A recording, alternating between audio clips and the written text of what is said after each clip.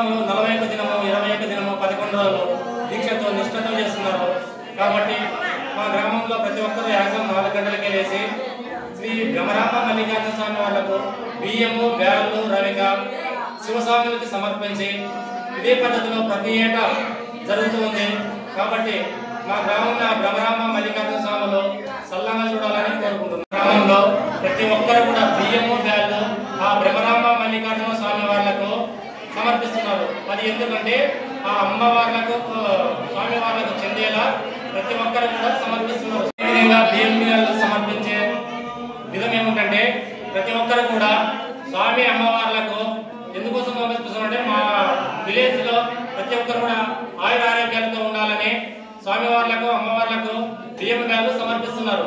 కాబట్టి ఆ అమ్మవారు స్వామివారి దయతో అందరూ కూడా సుభిక్షంతో ఉండాలని కోరుకుంటున్నారు.